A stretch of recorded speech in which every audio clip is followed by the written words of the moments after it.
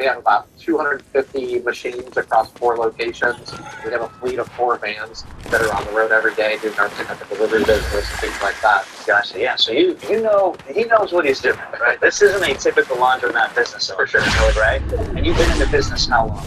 Since 2010, so almost 15 years. So what inspired you to become an entrepreneur? So I wanted to be an entrepreneur even as a young kid before I even knew what the word meant. I just wanted to own a business, and I mainly wanted to do it because I was attracted to the freedom, and I could do what I believe I'm called here to do, which is serve my community, serve others. So what did you do in a nutshell before, and why the laundromat? You know, when I was 19 years old, got out of high school, tried the community college route for a year, wasn't my thing. Got an opportunity at the local telephone company to get an entry-level position. As far as why I got into laundromat business, I knew that wasn't going to happen.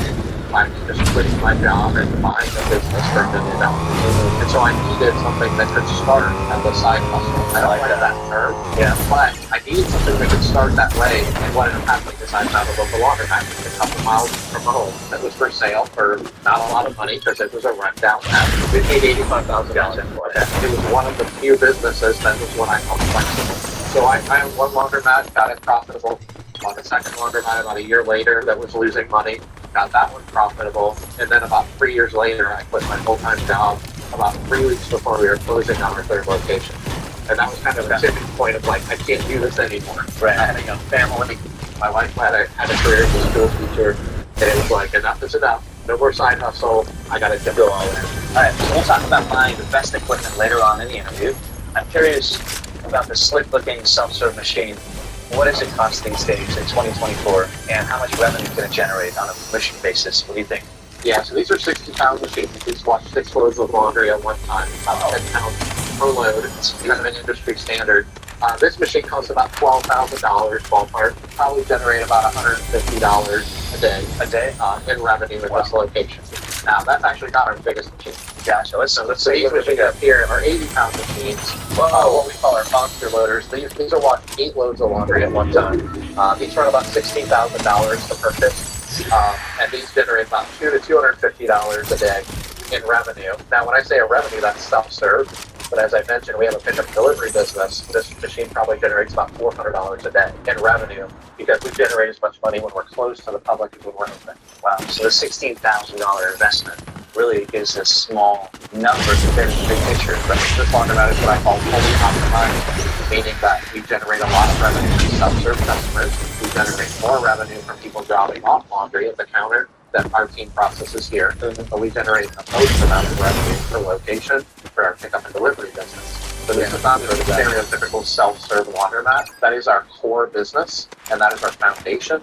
And then we built the wash, dry, fold, drop off laundry, and pickup and delivery business, utilizing the same infrastructure, same equipment. When it comes to business, you have your fixed costs, and then you have your variable costs. Once my fixed costs are covered, I can generate 3 times the revenue out of this location. I didn't have time to get it. I just run it more often. And the beauty of this commercial equipment like this is it's built to run all day, every day. Absolutely. All right, so you mentioned the other aspect of the business. We'll talk about that later, guys, so you understand really what the full business model looks like. Let's go and kind of look at the customer experience. So when they walk through the main door, where do they start? Let's talk about what out of the capital to get going. Yeah, our first location, we acquired for $85,000. It was a rundown offense of a laundromat. It was unprofitable. When we first bought the laundromat, we had a net worth of about $30,000. And that was counted. We saved up for the close to 3 or 4 years. So you financed it, because $85,000 was not purchased, so you financed the balance? Yeah, we got a small SBA loan. So the way the $30,000 went, that was really good cash. We put about $15,000 down. Took out a small business loan for $70,000. Gotcha. Bought the business, which was a mess. And the other $15,000 we used for improving the business. I call it putting lipstick on a pig. Yeah. We did a lot of sweat Start with that. Yeah, for sure. So what's your advice for someone that doesn't have a lot of cash to start with? You know, $500 to $1,000, but they want to get into the laundromat business. They found one that's failing at $70,000. With what you know now, how do we go about that next year? Yeah, there's a few different ways. I described what I did, which is an example. I mean, I started with zero. You can just save up the money, work overtime on your car, and liquidate things. That's probably one of the more common things that people do that people don't want to hear. So start your lifestyle, sell your house, those types of things. Another one is bring on a business partner. There's a lot of business partners out there with the capital. You can prove to them that you're the right person to invest in. If you sell, break a briefcase, so to speak. Yeah. Somewhere in the middle is something like acquiring a laundromat that's a run downtown. Sometimes you can acquire like seller financing. That wasn't an option for this deal. But if you were to buy a laundromat for say $50,000, which is where state is the one I bought, and the owner is worth $50,000, but it's not financeable, the laundromat becomes a home. Short term there, 2 or 3 years. You don't have to pay it off for 2 or 3 years. You just get to put the door from the leverage, risks, and rate if you are an owner versus a duty. So just figure out a way to get the business. Figure you can make it profitable with a better sweat equity is a big part of that. What would you say are the 3 fundamental steps to being successful in this specific business?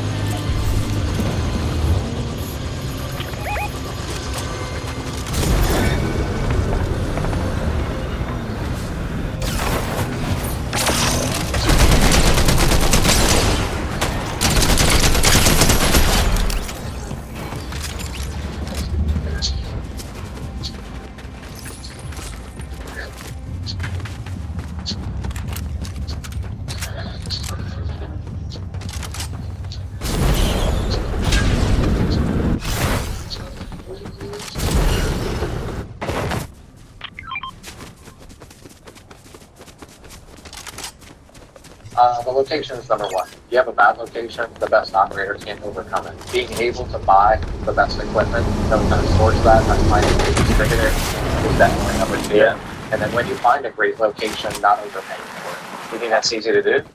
It's not as easy as it sounds, but it's a knowledge and a mentorship kind of conversation. The people that know how to do this really well, it's not a difficult thing to do. For a newbie, the most important thing you can do is not overpay for your location.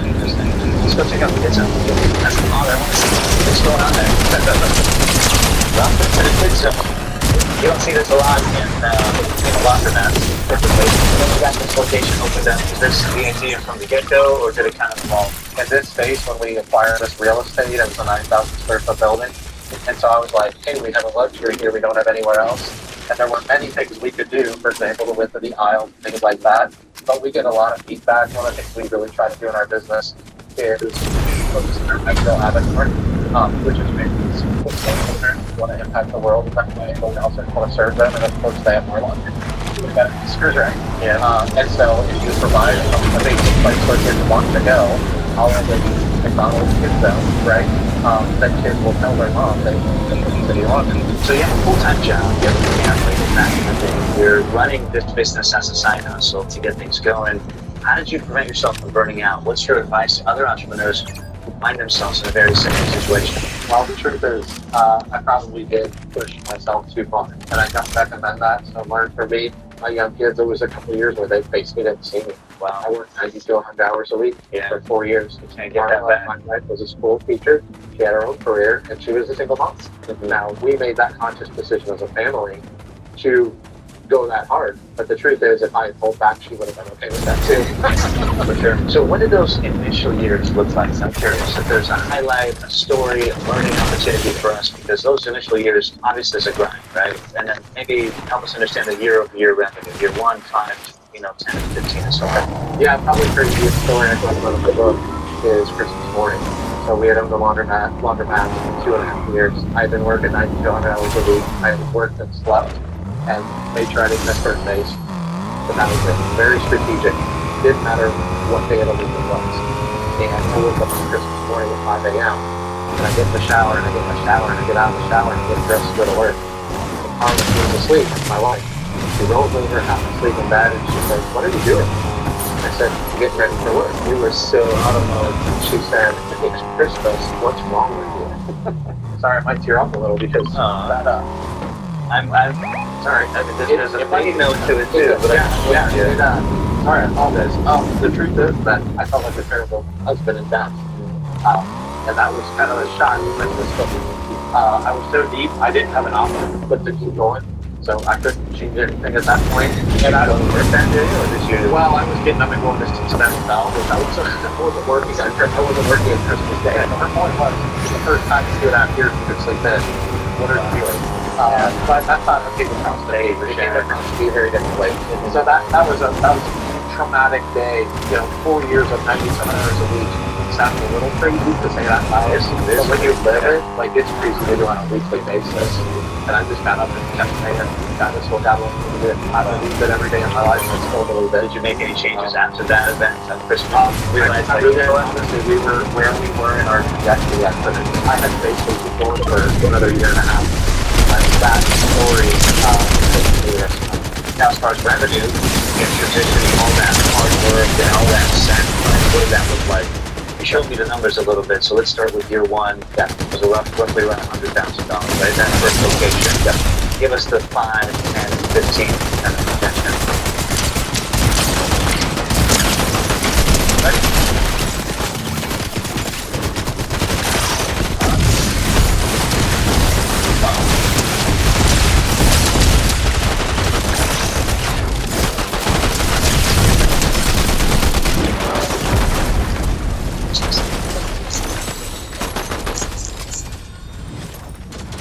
Enjoy 0% APR for 36 months, plus $1,500 APR cash.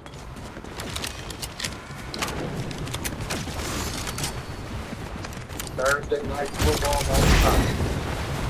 This was what we're playing. And Thursday night football. And Thursday night football. Oh, I'm drunk.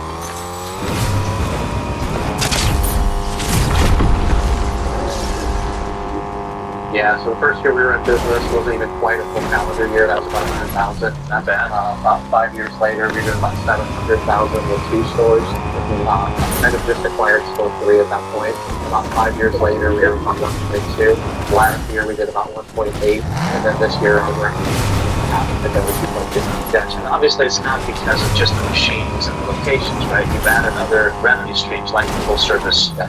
How much does that account for as far as business revenue? Yeah, it's about 50%. Wow. If you count drop-off laundry, dry cleaning, which we do at a couple locations, and pick up the delivery, it's right at, that'll probably go over 50% this year. Okay. And that's where we think a lot of our growth is until we acquire another location, which we don't plan to do for the next 4 or 5 years. We expect to double our pick up and delivery volume for the next 3 years. Gotcha. As far as margins, so what's like, what are we shooting for?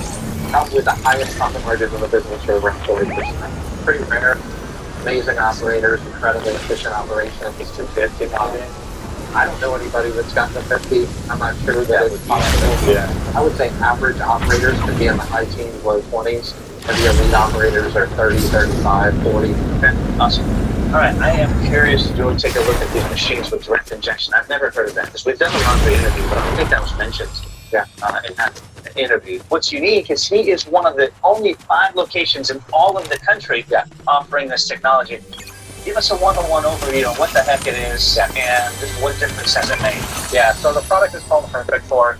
It's an advanced level of direct injection. Behind the restrooms there, we have bulk cavities of washer detergent and softener and things like that. We'll show you guys the It basically goes up overhead into a cavity, and the tubes come down in the machines. See them And there. essentially the way that it works is when a customer comes up, they'll choose their product or service. They'll hit next, and they'll choose dispense detergent, and it adds $1 to the cost. And if they want to dispense softener, it adds another $1 based on the size machine.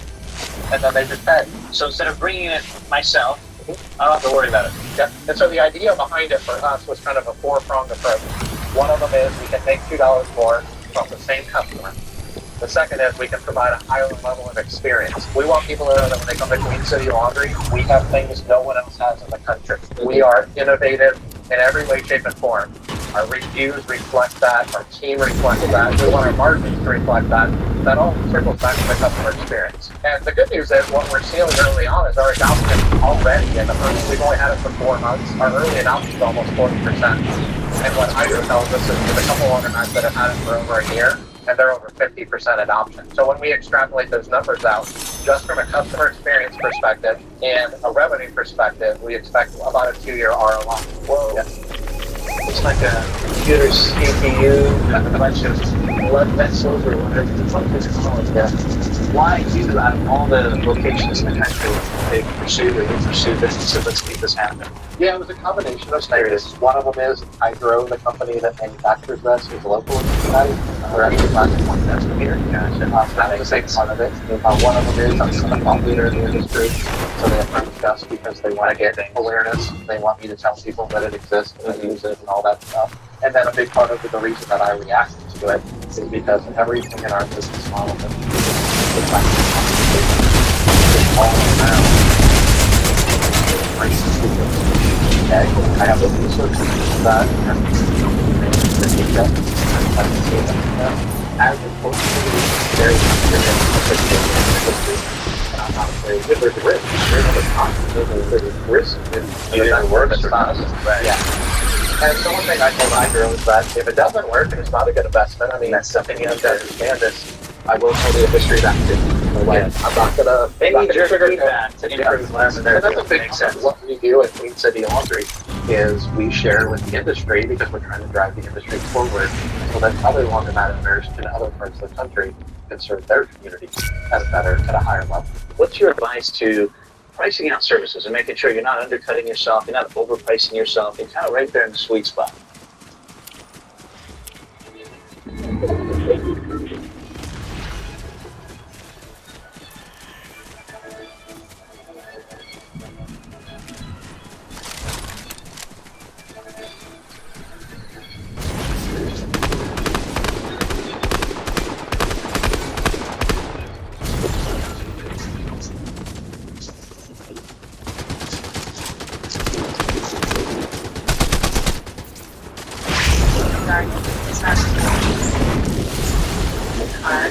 Allows us to people to love, helps us in such a way.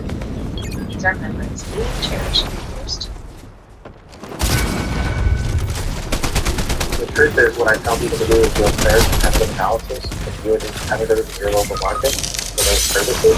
Figure out where you stand, start to look at all value propositions, the value delivered to the market, and price it.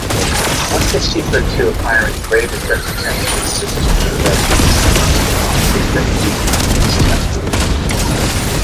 that's beautiful.